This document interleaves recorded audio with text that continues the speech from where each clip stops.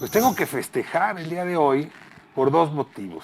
El primero, porque tengo a Laura Barranco aquí, Ay, para mí un honor, Ricardo. cabeza justamente de la octava, así es que Mi me da tanto gusto presentación. tener a mi jefa aquí sentada. Presentación ante sociedad, además. Sí, ¿verdad? Sí. ¿No habían visto tu rostro? Pues digo, tanto así como anunciarme como tal, no. De Bueno, manera pues déjame pública. entonces tocar los platillos. Y el segundo motivo es que, como comentaba en la introducción, a ti te tocó hace 14 años vivir, yo diría, uno de los momentos más interesantes del periodismo mexicano. Y estoy hablando de pues, aquella captura fabricada de Israel Vallarta y Florence Cassés.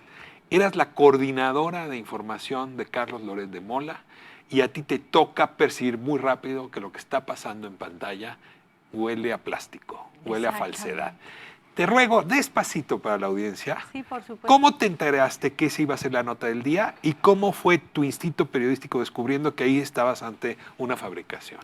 Bueno, te hago un recuento rápido. En la mañana, antes de iniciar el noticiero, el jefe de información en ese entonces, y creo que hasta la fecha todavía, el señor Arbizu, entra a la oficina de Carlos Loret. Yo estaba con él ya en una junta previa que hacíamos siempre como de revisión de periódicos. ¿4 de la mañana o qué hora será eso?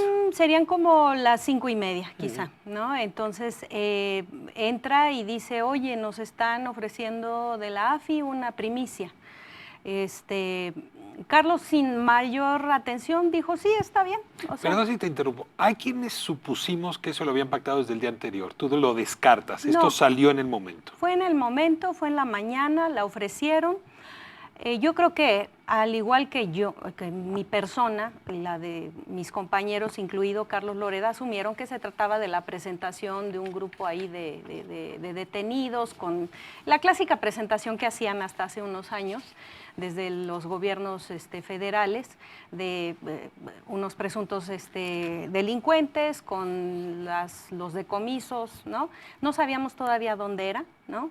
Y ofrecieron pues tal cual, la primicia. Y me recuerdo perfectamente, dijo Carlos Loret, va, ¿no? Entonces, Azucena Pimentel era la productora en ese momento. ¿Ella también estaba ahí sentada?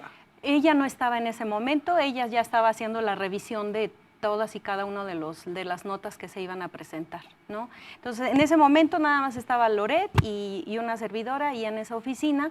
Él dice va, y al decir va, pues prácticamente se instrumenta toda la infraestructura, una unidad móvil, a avisarle a Pablo Reina. Pablo Reina después comentó que él mismo le habló a Loret para decirle también exactamente el mismo ofrecimiento que le hicieron llegar a él de manera directa. ¿Quién hizo el ofrecimiento? En ese momento en la AFI estaba Genaro García Luna y estaba Cárdenas Palomino. ¿Quién de ellos hizo esta oferta? No sé realmente quién fue el contacto con Arbizu, pero el mismo Pablo Reina ha relatado que fue Cárdenas Palomino. Cárdenas Palomino, quien a él le habló y le dijo, tengo una primicia, la quieren, es una banda de secuestradores. A ver, si hoy yo recibiera una llamada así, o la directora del canal recibiera una llamada así, pues piden más información, ¿no? Porque puedes caer en una trampa, o sea, ¿qué tal si te ofrecen? De hecho, cayeron, ¿no? Yo creo que cayeron y aún dándose cuenta, continuaron. O sea, el pecado de Televisa ahí fue agregar al show, ¿no? Fungir como el telón, el escenario, Pero las puedes luces. morder cualquiera, Laura. Bueno, 5:30. El noticiero arrancaba a las 7. A las 7. ¿Qué pasa? No, a las 6. A las 6. ¿Qué pasa? A ver, Tantito cuéntame ahí antes de 2 las minutos 6. despacio. ¿No? El primer enlace fue a las 6:46. Y eso porque había un asunto ahí de deportes, no recuerdo bien ahorita qué estaba ocurriendo. El caso es que varias veces, ya después lo supe por otros relatos, como los que consiguió Yulia García, como el del mismo Pablo, ¿no? Pablo fue el primero en llegar. No sé qué le ocurrió a la reportera de TV Azteca, que hizo 1000 cosas para llegar y no llegaba, etcétera. Entonces, tal parece que incluso la AFI tenía el interés de que entraran en simultáneo las dos televisoras. Entonces, mandan a deportes, así como gastando tiempo para ver si hacían también la unidad móvil no llegaba, etcétera, entonces era complicado hacer el enlace nada más con el relato. Entonces ahí me di cuenta que ya al pasar los años, que era de suma importancia tanto para Cárdenas Palomino, que estaba ahí presente, como para Genaro García, que estuvieran las cámaras, ¿no? Entonces también pasó esa salida en falso, ¿no? De que ya estaban entrando y no, espérense, va a entrar deportes, regrésense. Que los secuestradores los aguantan. Sí. Aquí están los secuestradores sentaditos y esperándolos en lo que ustedes pasan deportes. Esa parte yo no la tenía, era un punto ciego mío, porque yo lo que veía era lo que a final de cuentas salía al aire, ¿no? Desde el estudio. Pero de eso... Tú estabas en la cabina. Yo estaba en el estudio, ¿no? En el estudio... O sea, tú no estabas viendo las imágenes que Reina estaba que iba mandando. Llegando, no. Todavía no. No. Entonces, ¿en qué momento tu instinto te dijo la primera vez, esto no debería seguir pasando? ¿Cuándo entra la cámara? ¿Cuándo ves a Cárdenas Palomino? ¿Cuándo ves a Florence? Desde el primer enlace no me hizo sentido cuando, de entrada una francesa, ¿no? ¿Te brincó que fuera francesa? Me brincó porque yo dije, bueno, qué banda tan estúpida de meter a una persona con un acento muy particular, ¿no? Sí, pues sí. No se puede confundir, ¿no? Sí, era como del inspector Dodó, ¿no? Sí. Entonces, desde ahí yo dije, algo está raro. Pero a mí lo que me preocupaba en ese momento era, pues, mi jefe, ¿no? Yo dije, y veníamos de un episodio previo de algo también que fue un montaje, en ese entonces de Macedo de la Concha, de una supuesta banda de traficantes de personas desde el Instituto Nacional de Migración, tú lo has de recordar, donde una de las víctimas, presuntos culpables, era la suegra del publicista de Fox, ¿no? Artemisa Aguilar. Entonces tenía apenas 2 semanas de haber salido ya libre. estaba sensible. ¿Tú estabas, desde cuándo estuviste con Carlos Loret? Yo estuve con Carlos Loret desde que él estaba en sus inicios, o sea, como reportera. Pero a ver, tú sí estuviste en 2003, porque hay un episodio anterior que a mí me llama ahora la atención, la llamada de Osier Cárdenas Guillén desde la cárcel. Ese te tocó. Porque esa también es una montada rarísima, ¿no? Si te llama un capo de ese tamaño, no le puedes preguntar nada. Es decir, el noticiero sí había ya hecho algunas de estas coberturas inexplicables. Sí, digo, ya a reserva de que ya después, si quieres, lo platicamos, eso de Osiel, pues literal le pidió ahí sí a su jefe de entrevistas, a su coordinador de entrevistas, le dijo, oye, consígueme para mañana un capo. Dice Carlos, a la fecha después, que él estaba bromeando, pues se lo tomó muy en serio su coordinador de entrevistas y al día siguiente lo tuvo. Pero lo tuvo como si fuera desplegado de periódico, no le preguntó nada. No, pero además no lo entrevistó él. Pidieron, o sea, cuando se entera toda la estructura jerárquica de Televisa que tenían ya pues prácticamente pactado una entrevista con Osiel Cárdenas, lo que él hace es que le pregunta a sus jefes y le dice, no, tú no puedes salir, y entonces le piden a un reportero que sea el que entreviste finalmente a Osiel Cárdenas. Sí se pasa la entrevista completa en el noticiero, pero realmente no fue quien la ejecutó, no fue el... Déjame utilizar el título como hoy se usa. Se llama demagogia punitiva. O sea, hacemos demagogia deteniendo secuestradores, Sí. entrevistando capos. Una gran lección ahí. Tú dices en otras entrevistas que le dijiste 13 veces al conductor, detente.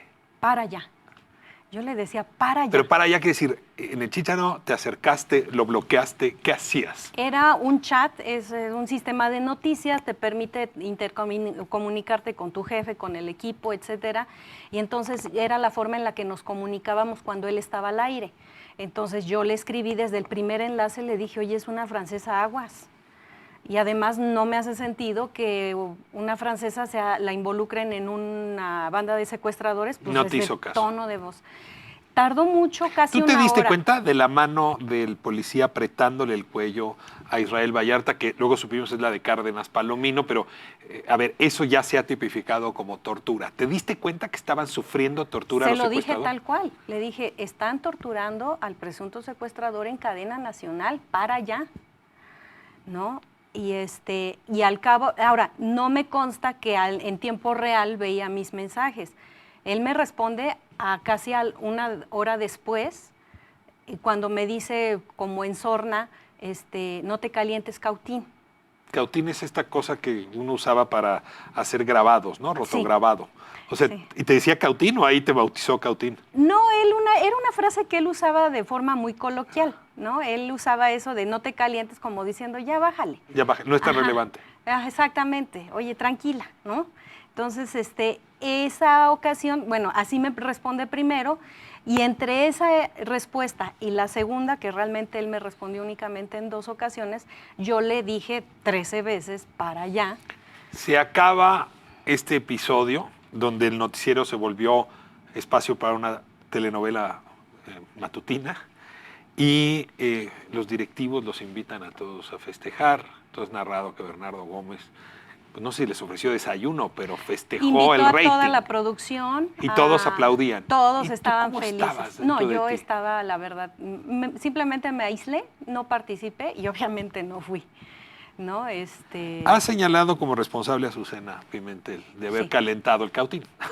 Muchísimo. ¿Por qué? A ver, ¿qué papel juega la productora versus a la coordinadora de información? Ya después, uniendo mi testimonio con el de Juan Manuel Magaña, que era el coordinador, el jefe de información de la emisión, yo era la coordinadora, él era el jefe de información, él se encontraba físicamente en la cabina, él sí en la cabina junto a Azucena.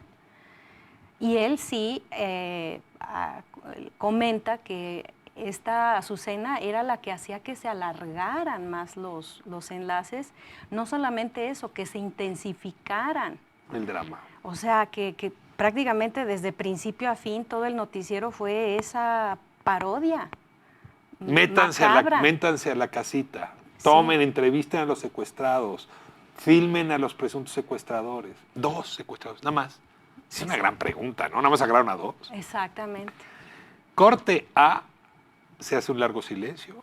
Todos nos tragamos, en ese entonces todo el mundo creía lo que pasaba en pantalla, ahora ya no. Qué bueno, ¿no? Tengo que decirlo. Gran silencio.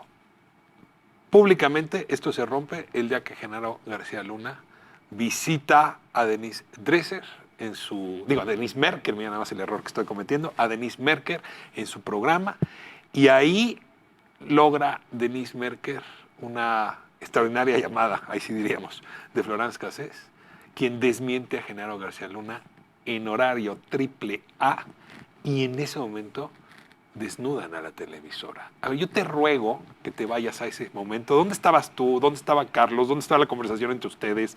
¿Cómo analizan al día siguiente este hecho? Me acuerdo perfectamente que cuando evalúan sacar ese testimonio y ese programa, porque ese programa realmente se preparaba con suficiente antelación, y Carlos Loret admite que, bueno, nos cuenta como equipo que pues ellos mismos admiten que no había sucedido ese día. O sea, Carlos ya sabía para ese momento que se había detenido a Israel Vallarta y a Florence Cassés el día anterior, que los habían mantenido secuestrados, a ellos sí, durante una noche, para poderlos sembrar al día siguiente en la fabricación de la escena. sí, al día siguiente, eso fue en febrero, y lo supo de voz, según él, de Denise, ¿no? Porque pues de pronto Denise, y así lo relató Loret, Denise tiene una papa caliente y no sabe qué hacer con ella. Es más, ella se siente así, hasta ella, él hizo. Ajá. Entonces, porque tiene la información de Florence Cassés. Tiene la información, el testimonio, y yo creo que aquí el mérito realmente, más allá de Denise, fue de Yuli García. Yuli García consultó los testigos que todavía estaban a acceso de cualquier persona, de los videos en bruto, por decirlo así, de los enlaces. Entonces fue ahí donde ella se percató de incluso esa indicación del regrésense, ¿no? Entonces, hay personas que dicen que si fue Pablo, que si fue Azucena.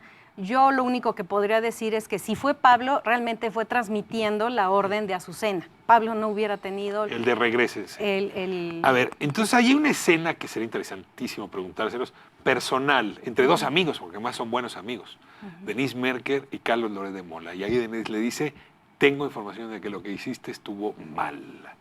¿Cómo resuelve la empresa esa contradicción entre 2 de sus periodistas estrella? La resolución fue más bien descargar la culpa en Genaro y en la estructura de la entonces AFI, ¿no? Y es así como lo resolvieron, ¿no? Invitan a Genaro a una trampa, porque Genaro no sabía lo que va.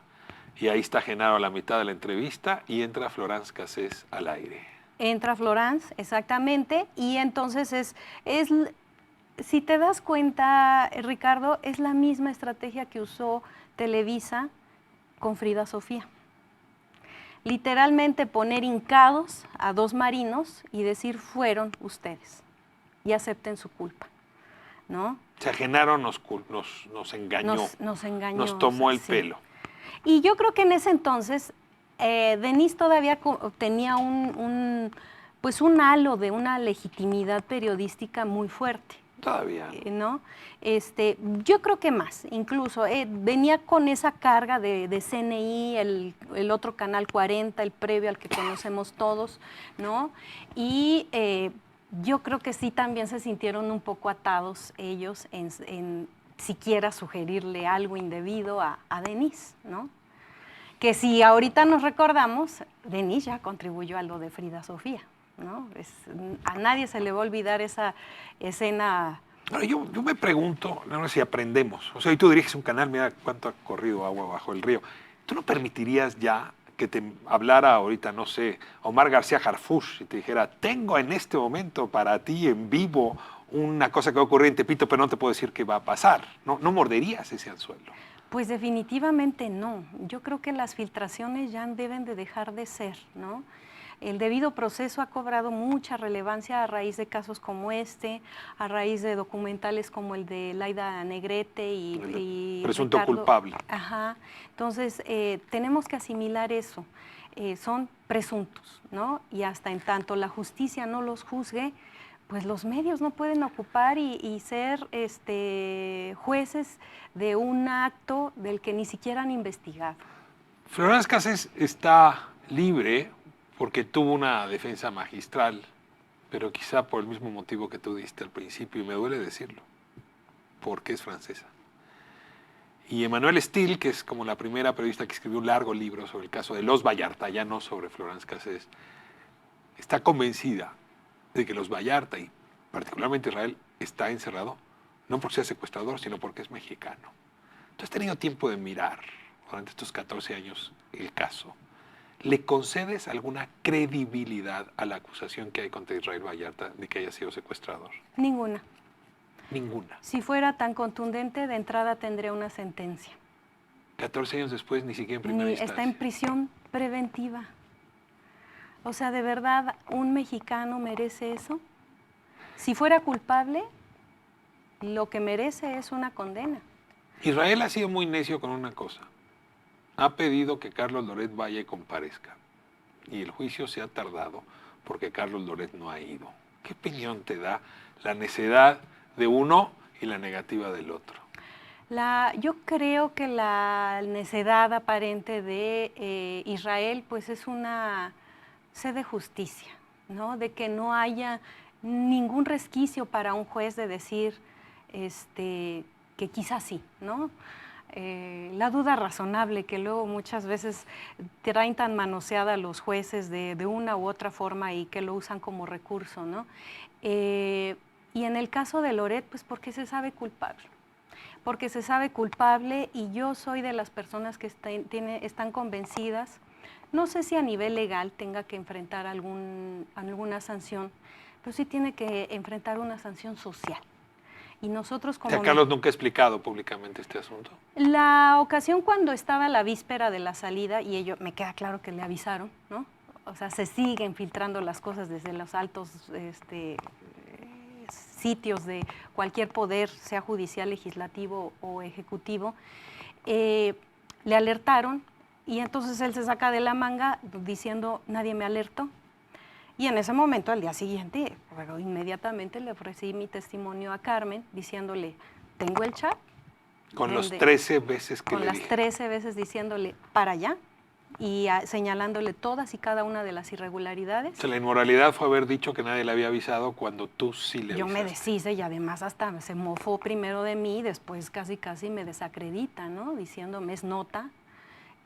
Ahí se acabó la relación entre ustedes dos. Eso fue en diciembre del 2005 y yo salí de trabajar de su equipo prácticamente en la víspera del fallo del tribunal por la elección del 2006, que también estuvo sumamente sucia, muy manoseada por parte de Televisa.